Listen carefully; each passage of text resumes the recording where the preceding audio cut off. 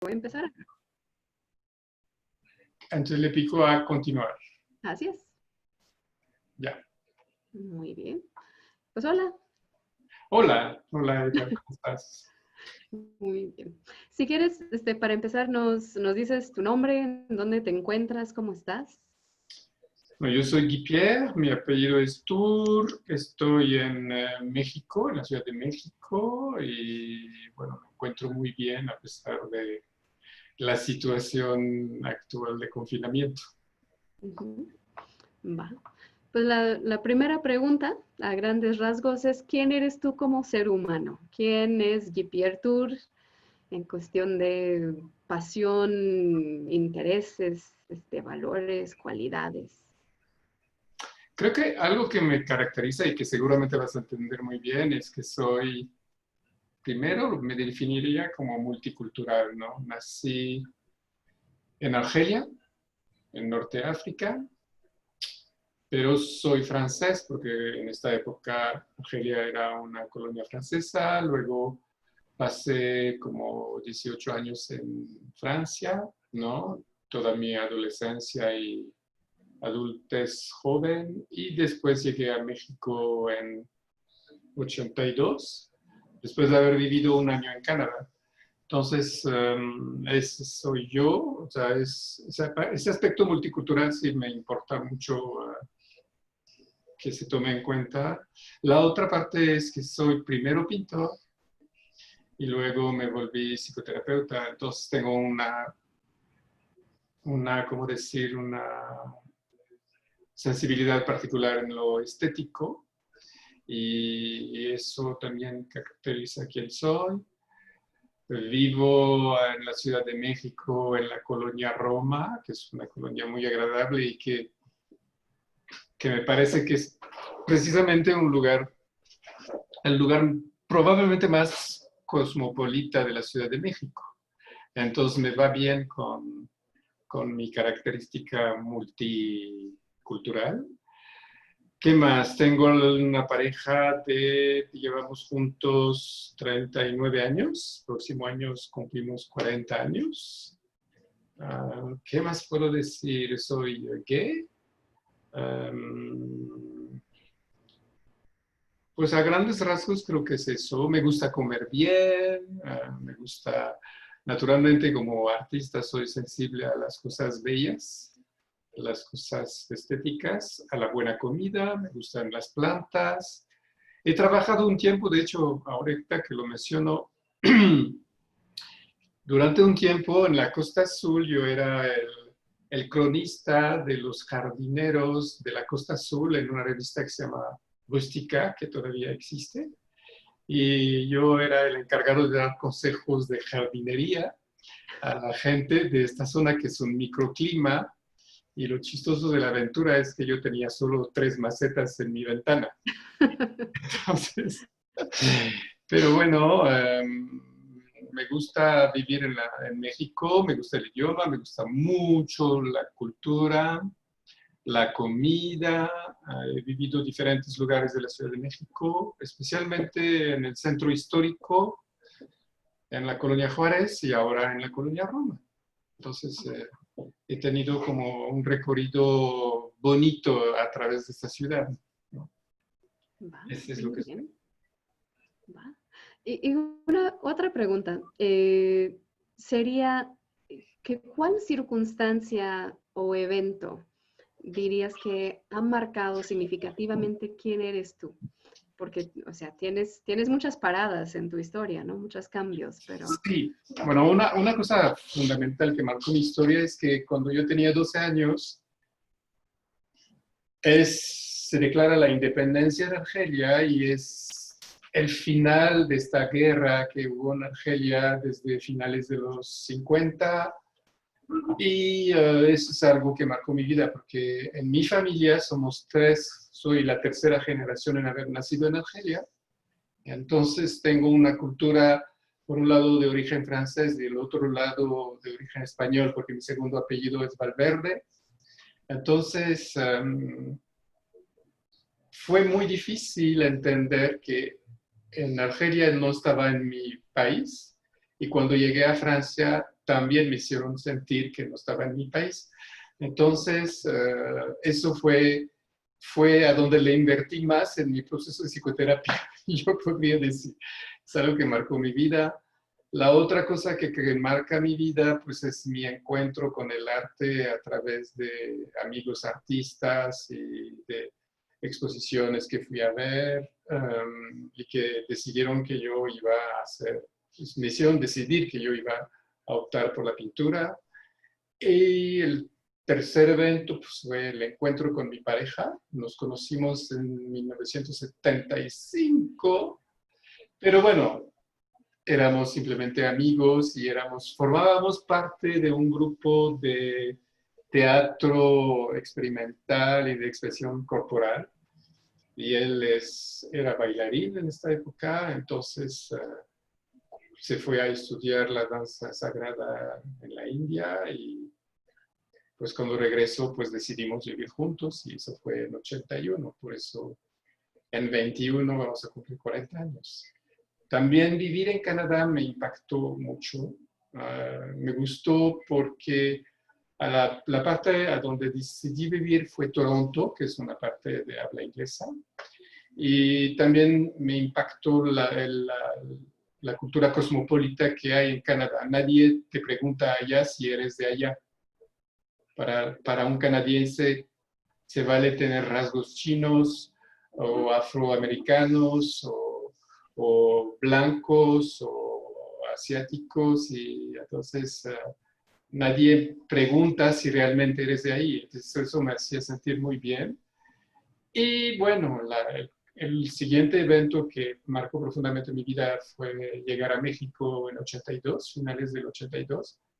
Y ahí fue como, creo que en México descubro realmente quién soy, que no soy de un país ordenado y, ¿cómo decir?, aseptizado como podría serlo Francia en la época que yo viví. No sé cómo es ahora, pero México me fascinó, me hizo descubrir la parte española de mis raíces, ¿no? Recuperé el idioma porque mi abuela materna hablaba solo español.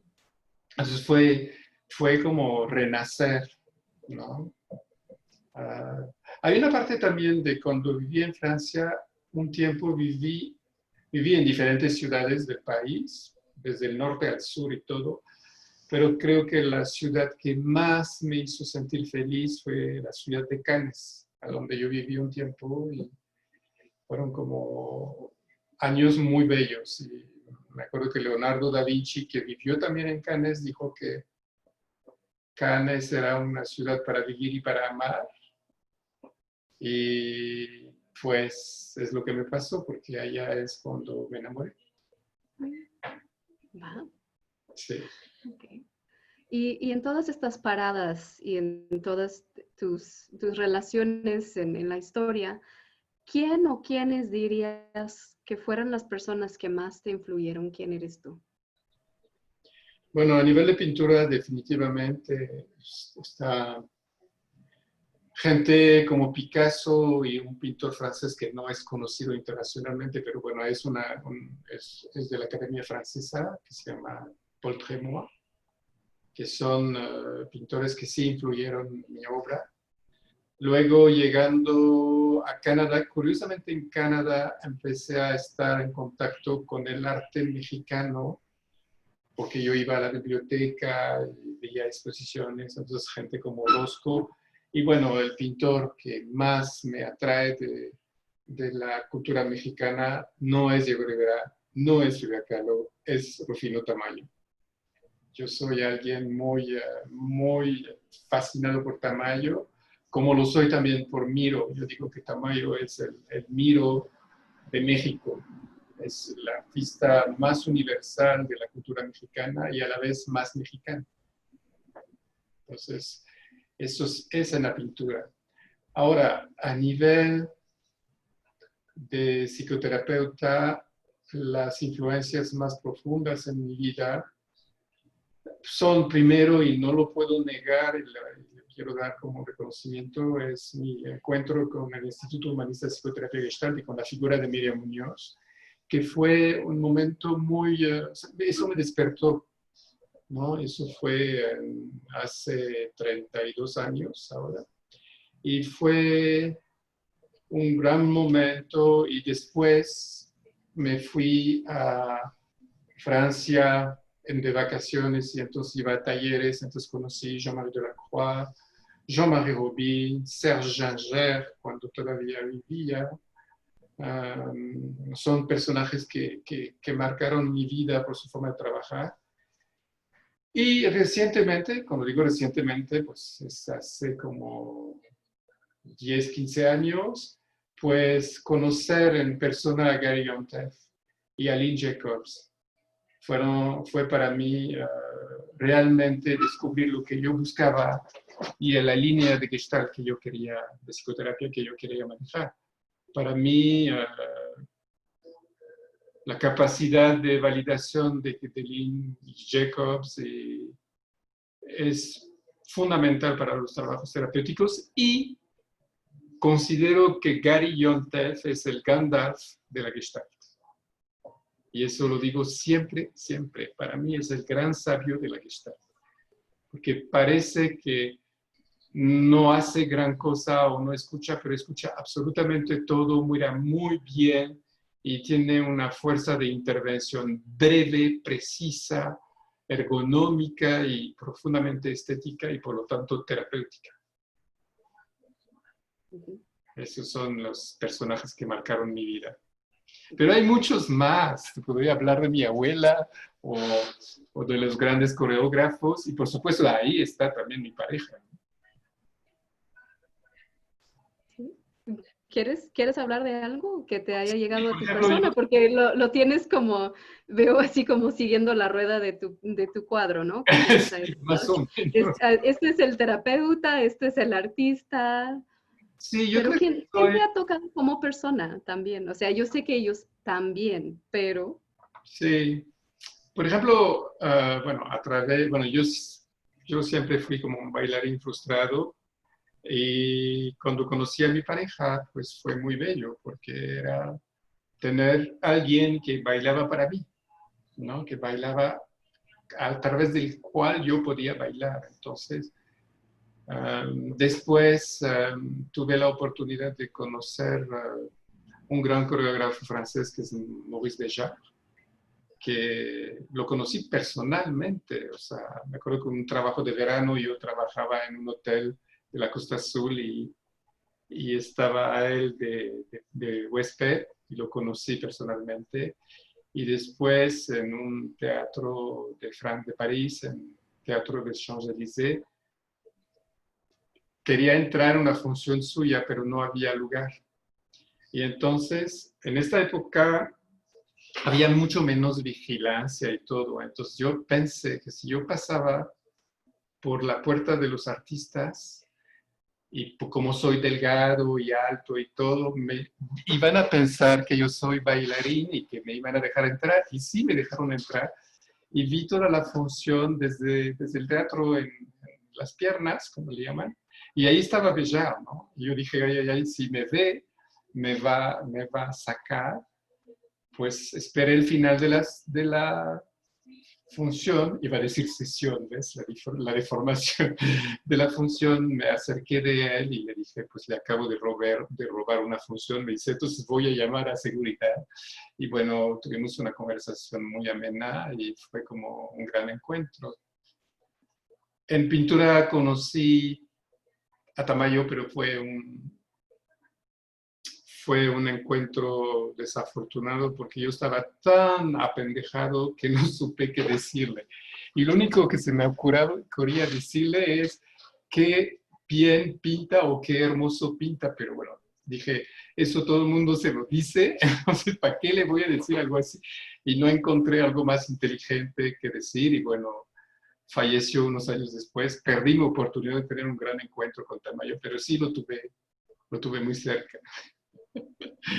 Por lo menos supo que te dejó sin palabras. Exacto, exacto. Bueno, no sé si se dio cuenta, porque de haber dicho ese pobre tímido, o uno más, ¿no? Entonces, pero sí, sino a nivel personal. Hay personas a nivel como de familia, de vínculo, pues está mi abuela materna, precisamente, que era una mujer muy trabajadora, muy generosa, muy entregada, y que ha vivido todos estos trasplantes de Argelia, de España, Argelia, de Argelia a Francia, que ha perdido varias veces muchas cosas, pero que nunca se dejó caer, ¿no? Siempre fue como, para mí, un modelo de resiliencia. También a nivel personal, pues está obviamente mi pareja, que también es una persona que es muy trabajador, muy entregado, muy honesto, muy transparente. Tiene un defecto, es que no habla mucho, pero bueno, los terapeutas hablamos de más. Entonces se hace una buena compensación. Que dicen que sabe sostener el silencio, ¿no? Eso también es una habilidad. Exactamente, para que alguien hable, alguien se tiene que quedar en silencio. Entonces, hay esto. Sí, pues tuve grandes maestros también en Gestalt. Una de ellos es Anne Ducles, que tú conoces bien, que cuando yo empecé a estudiar Gestalt, que vi eso de la silla vacía y las polaridades, Anita era una de mis primeras maestras, y al final del semestre, pues me llamaron y me dijeron, pues síguele porque puedes hacer cosas interesantes en Gestalt. Y yo le dije, mira, la verdad, ahora que vi sus cosas de la silla vacía y de las polaridades, me dan un poquito de aburrimiento sus formas de trabajar. Y ella me dijo, si tú sigues en eso, vas a entender otras formas mucho más enriquecedoras de la forma de trabajar que tenemos nosotros, y en esto pues le agradezco profundamente porque tenía toda la razón. Sí, o sea, no es lo bruto, son las sutilezas y las cosas Exactamente, más, más cómo lo haces. profundas y más estéticas. Exactamente. Sí. Pero eso, pues gracias a este comentario me dijo, por favor, quédate, danos todavía más oportunidad, y en efecto, las oportunidades en realidad las recibí yo, porque fue un gran descubrimiento mi contacto con la Gestalt. ¿Y qué es lo que más te atrae? ¿Qué es lo que te enamora a esa parte tuya terapeuta? ¿Qué es lo que te gusta más de la Gestalt en cuestión de teoría o práctica?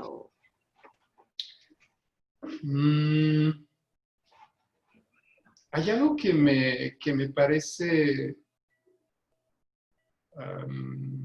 muy atractivo, es que como pintor yo estaba bastante aislado de los encuentros íntimos con las personas, es decir, o pintas y estás absolutamente solo y vives una vida solo en contacto con tu obra o con las exposiciones, o a veces con unos amigos pintores, colegas, pero yo sentía que me alejaba demasiado de la problemática cotidiana de la gente.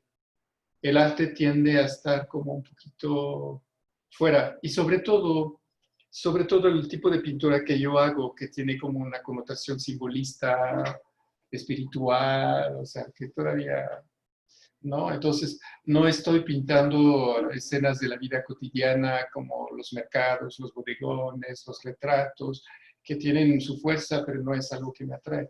Entonces, lo que me fascinó de estar trabajando y de aprender a ser terapeuta es que yo podía tener un contacto íntimo con personas y estar como haciendo un trabajo de algún modo social que me reintegraba dentro del grupo social. Entonces creo que los artistas volamos un poco demasiado fuera y los terapeutas estamos muy adentro. Entonces ese cóctel entre estar demasiado fuera y estar demasiado dentro me equilibra bastante, me equilibra mucho y me da como mejor comprensión tanto del mundo como de mí mismo. Eso ¿Y es. qué efecto tiene en ti cuando empiezas a encontrar como estas intimidades? ¿Cómo te cambia el ser terapeuta como persona?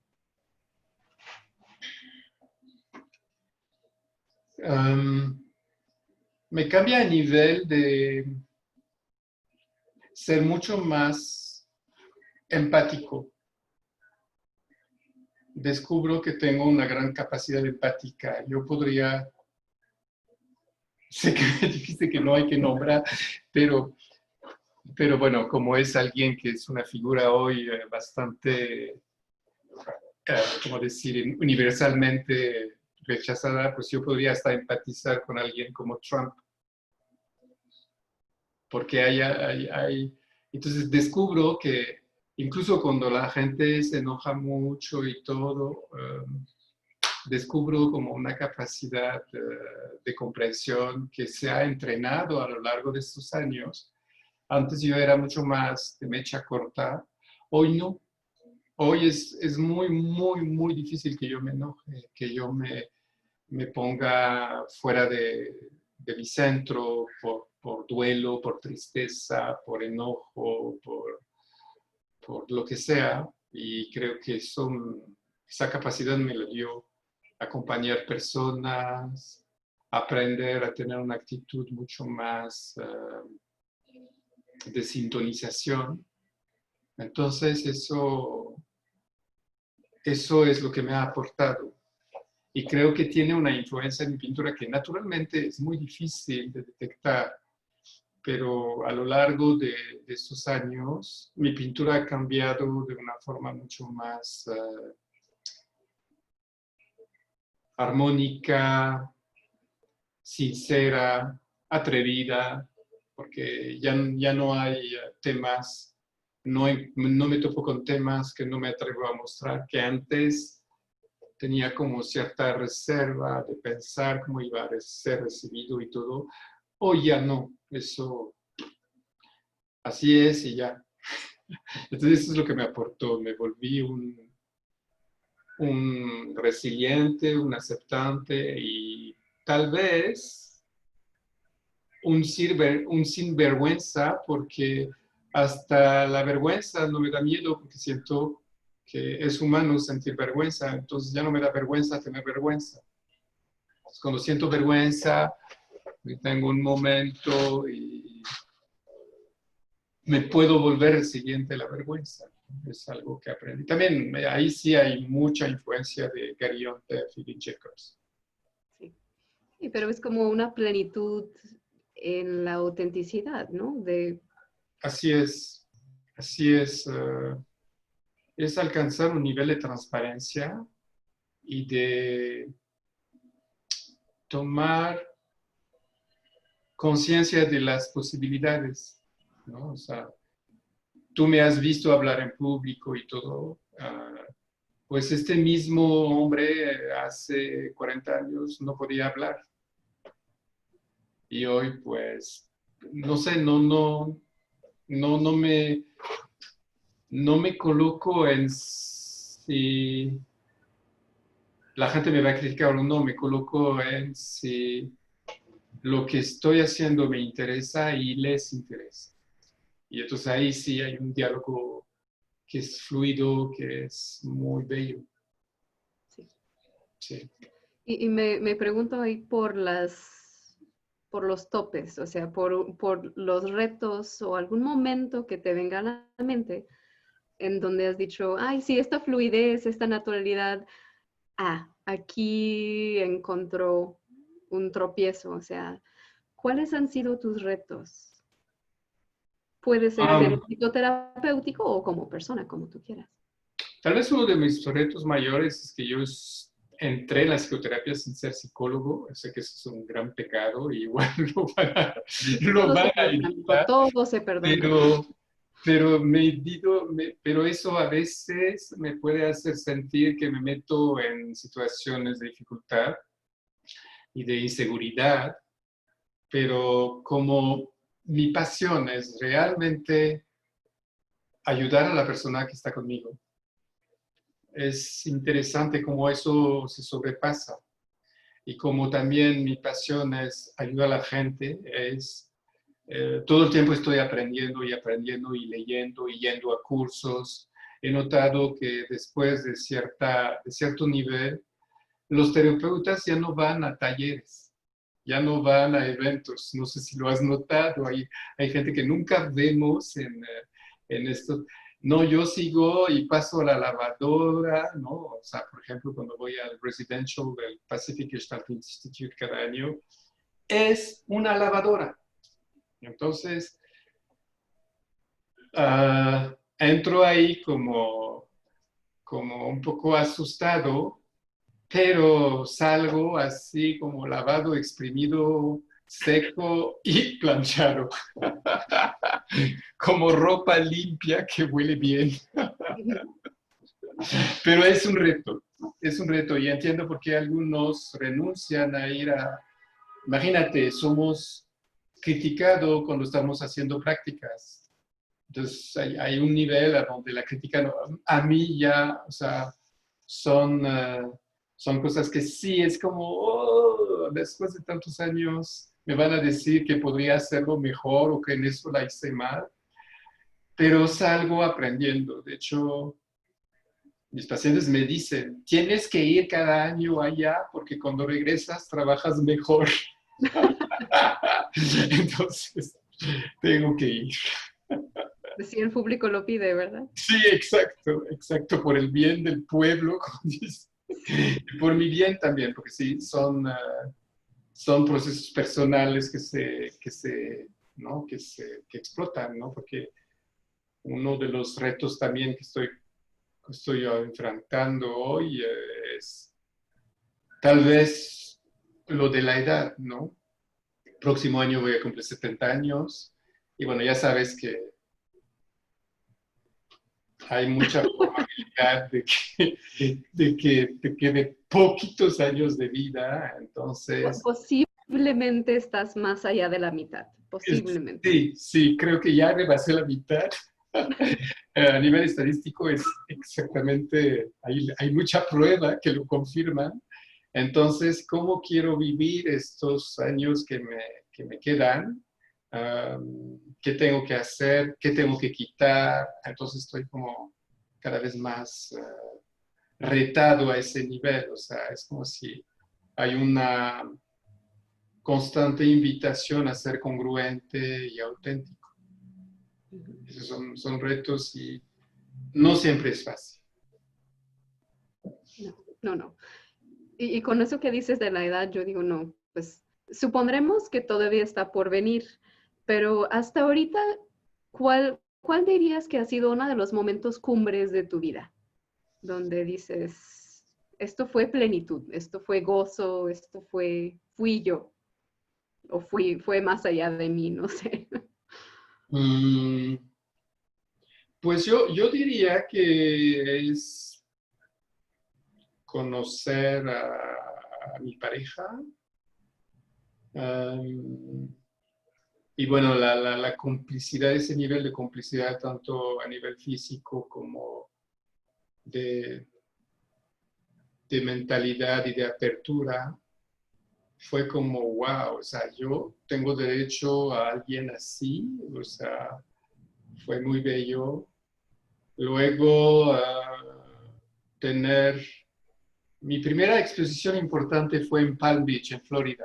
Imagínate, yo tenía 29 años en esta época y nunca había ido a Estados Unidos y nunca había hecho una exposición importante. Y resulta que una galería de Palm Beach se interesa en mi obra y me dicen que quieren organizar una exposición. Entonces, yo completamente inocente con mi inglés escolar, llegué allá, pero Palm Beach es como el cementerio de los elefantes, ¿no? Es un lugar Es un lugar de gente inmensamente rica. Entonces me acuerdo que cuando bajé del avión había un Rolls Royce que me esperaba y me hicieron señas para llegar, porque yo tenía estos patrocinadores que me ayudaron. Y yo miraba atrás, porque no podía ser para mí, ¿no? ¿Y a Entonces, quién, no? ¿A quién le sí, buscan? entonces ese momento de estar en un coche de mega lujo, que bueno, nunca volví a entrar en Rolls Royce, no creas que a partir de ahí ya, No. pero la inauguración, la reacción de la gente, la prensa, que te pidan un autógrafo en el banco cuando vas a cambiar tus cheques de viajeros, que en esta época todavía se usaban. Entonces yo estaba, oh, ¿no? Como fascinado. Y después, evidentemente, descubrir el contacto con la psicoterapia. Eso hasta parece un libro de Jean-Marie Delacroix, ¿verdad? Así se llama su libro en español, Sí, que el de hecho contacto. lo voy a presentar esta semana. Pero fue también bello ver que no tienes por qué quedarte en donde estás, pues todavía hay más que descubrir, más que hacer para los demás, más que hacer para ti. Fue bellísimo, ¿no? Y más estas personas que encontré en el medio de la psicoterapia que mencioné hace rato, que sí me abrieron horizontes. Ah, se me olvidó nombrar a Donna Orange, Ujú. que es un personaje impresionante porque ella toca sentimientos muy profundos, aun cuando da segmentos teóricos. Y yo me acuerdo que estaba una vez en un taller con ella y ella hablaba y hablaba y hablaba y hablaba, pero yo tenía una emoción que desbordaba en mí. Yo dije, bueno, tengo que ver discretamente dónde está la caja de Kleenex para que nadie se dé cuenta. Pero cuando me volteé, vi que la mitad estaban llorando, que uno se desmayó, otro corrió al baño y que la caja de Kleenex no la podíamos agarrar porque estaba ocupada por... Entonces yo hice así para... Pero fue... Donna Orange es realmente la encarnación de sus libros, ¿no? Desde El extraño que sufre hasta sus libros de cómo trabajar, cómo podemos tener mejores instrumentos para ser terapeutas. Sí, Ujú. sí es la sensibilidad y la estética andante. Wow. Eso fue muy, muy... es una persona muy bella. Mm, ok. Pues no puedo seguirlo ignorando. A ver. Tengo que preguntar, ¿cuál es tu relación con este otro que está ahí en tu cuadrito de Zoom? Ah, ¿Cuál es tu relación con esta obra? ¿Quién es o de dónde es? O, ¿cuál es su historia contigo? bueno, para ser honesto voy a decir lo que todavía me atrevo a decir. Hay más cosas en este cuadro, pero no sé si las puedo decir. Pero ese cuadro es un cuadro que es la reflexión acerca, de hecho se llama Solidario y Solitario. Entonces es la reflexión que me viene en esta etapa de confinamiento, a donde voy a acercar la cámara para que veas más los detalles. Entonces, si te fijas, todos traen tapabocas. Ah, ok, sí. Parecían plumas, pero ahora alcanzo a distinguir la figura. Son personajes que caminan dentro de cubos transparentes y que están aislados, por lo tanto solitarios, pero son solitarios por ser solidarios, para cuidarse y cuidar los demás, ¿no? Y en el centro, el personaje del centro no tiene ese tapaboca y es como alguien que lleva como la esperanza de que eso va a cambiar para algo mejor. Entonces eso es a grandes rasgos, ¿no? Y bueno, un contacto que he tenido con la moda, ¿no? He tenido un contacto cercano con gente de la moda que me hizo entender no sé, como el estilismo de las figuras y todo eso. Y entonces está presente a través de esos colores un poco atrevidos, un poco chillantes, pero a la vez primarios, como que se van mezclando. Entonces es más o menos la historia del cuadro, es lo que estamos viviendo. Entonces tenemos que estar a distancia unos de otros para cuidarnos y cuidarlos, ¿no? O incluso yo digo mucho como nos queremos, no nos abrazamos. Antes decíamos el contrario, ¿te acuerdas? En los viejos tiempos decíamos, como nos queremos, nos abrazamos. Ahora, como nos queremos, no nos abrazamos, precisamente para cuidarnos, ¿no? Entonces, se me hizo bella la época que vivimos y todas estas radiaciones que hay alrededor, que son en realidad fragmentos de revistas que están ahí y que me indican que estamos bombardeados de información y a veces eso nos satura si no sabemos cómo ordenarla. Entonces en el cuadro está completamente ordenada. ¿Sí ves? Hay Sí. una parte que son pedazos de la sección amarilla, Ajá. ¿no? Y pedazos de revistas, ahí se ve, ¿ves? Y entonces lo que nos toca hacer es ordenar para no ser víctimas de la información que nos podría ahogar o asustar o abrumar o perder, es ordenar todo eso que llega, seleccionar para poder sobrevivir de manera más equilibrada, ¿no? Y bueno, la figura es un mandala, ¿no? Últimamente estoy pintando mandalas porque me he dado cuenta que son a la vez como instrumentos terapéuticos e instrumentos que ayudan a armonizarse, ¿no? Porque, bueno, mi primer contacto con la psicoterapia fue con junguianos. Se me olvidó nombrar mi primer psicoanalista junguiano de la Costa Azul, Yves Moigno, que es el que me hizo descubrir que en realidad yo, sin saberlo, estaba pintando mandalas. Y entonces luego aprendí, y descubrí cosas. Entonces, también es alguien muy importante en mi vida, porque fue mi primer terapeuta, finalmente. Esa es la historia del cuadro. Solidario, solitario. Sí, es que no, pues obvio, o sea, tú estás aquí en un rincón y dije, pues, ¿quién es esto? O sea, no le digo qué porque no me parece un objeto, o sea, está, casi se mueve de lo vivo que está, pero... Bueno, tocas un punto importante al cual soy particularmente sensible. Yo, como pintor,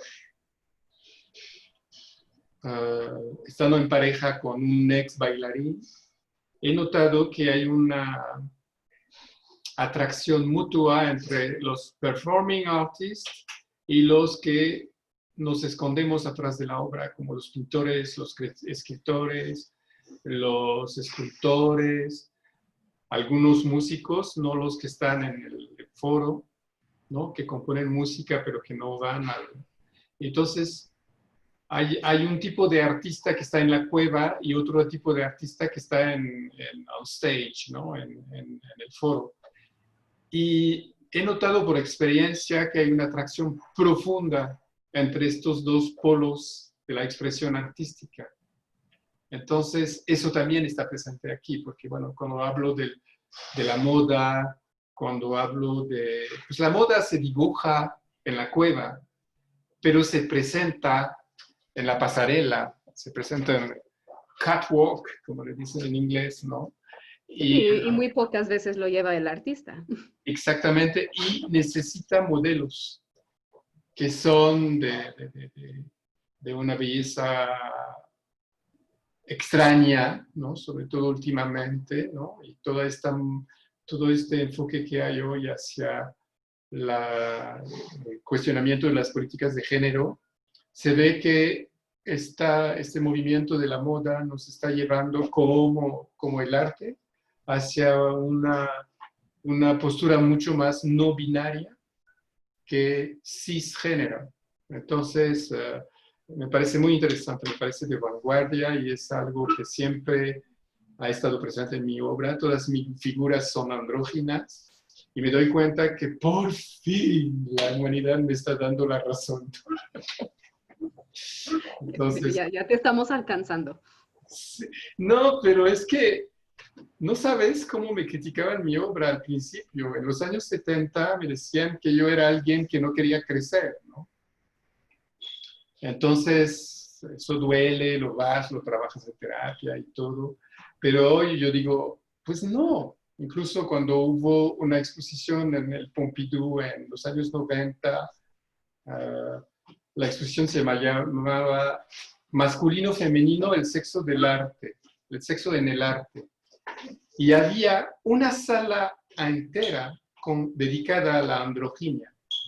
Y me di cuenta que había muchísimos artistas que estaban muy atraídos por el asunto de la androginia, ¿no? Que creo que podría a la larga ser una solución entre esta violencia de los hombres hacia las mujeres, ese juego de poder que el poder lo tiene el hombre, la mujer no. Entonces yo creo que si fuéramos un poquito más no binarios, no estaríamos tan limitados.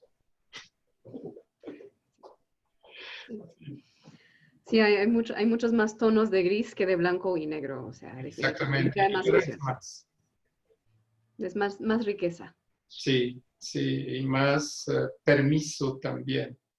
El poder se comparte, no se impone. Cada vez vamos a eso. Pues mira, para no ocuparte toda tu tarde, porque yo siempre te encuentro y ha sido raro, que creo que es lo más que hemos hablado en persona, o sea, personalmente, porque Sí, siempre o te contrato o te veo por un evento, tenemos una meta, ¿no? Y poco hemos podido. hasta creo que esa es la primera vez que hablamos en persona. Pues creo que sí, porque normalmente yo estoy en lo administrativo y tú estás en el escenario. Sí, tú estás Entonces, súper ocupada y haciendo tus cosas y bueno. sí, no, y tú con los admiradores y los amigos, realmente, siempre te veo con mucha comunidad y con esa riqueza relacional, creo que le llamaría, Sí, que disfruto de ti porque te veo un hombre no temido, no idolatrado, sino realmente no, querido. sí, no quiero eso. Prefiero ser querido que admirado. Sí, sí, creo que lo Recuerdo que le logras. decía siempre a mi papá. Sí. Va.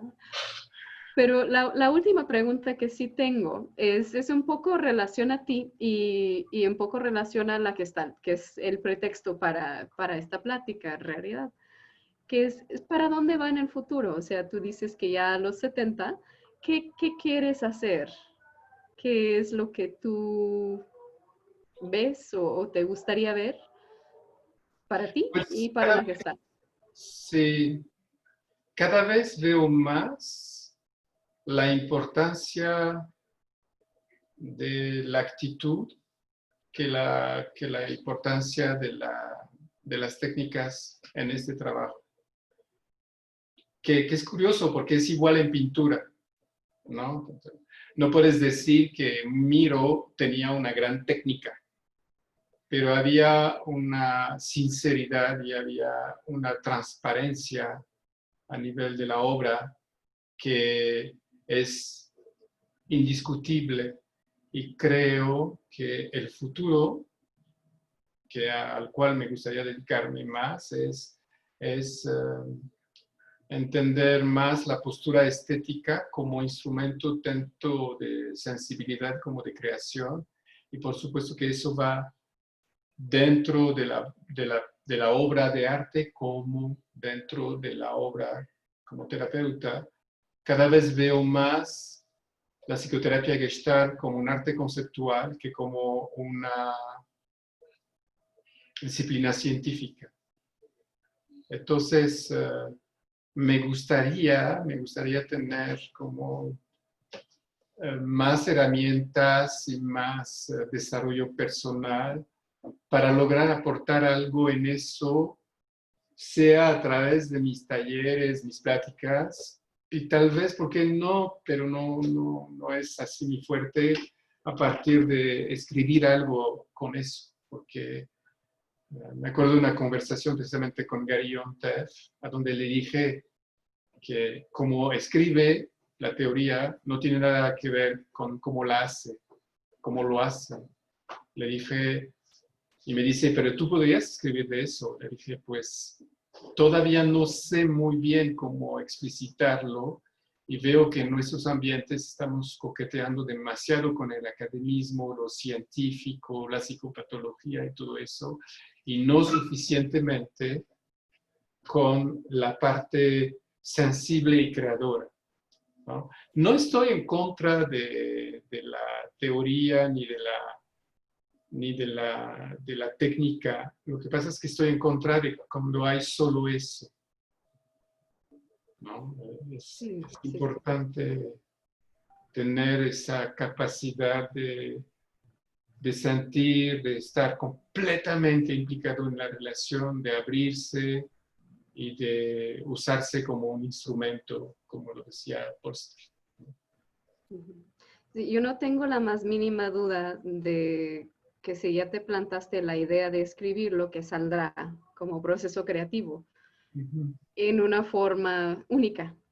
A lo mejor no escribirías un libro de texto, pero no dudo que ahí está.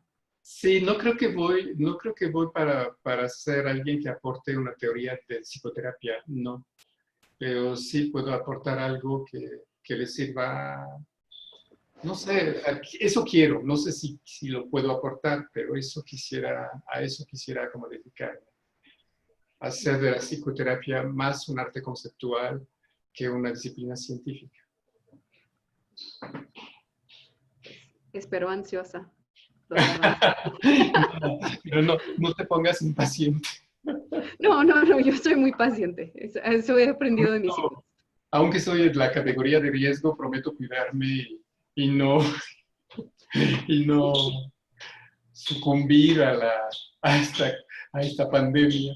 Y no, por favor, no dejemos obras inconclusas, no sería justo. Porque Va. Pues hay algo más que tú quieras agregar en este momento.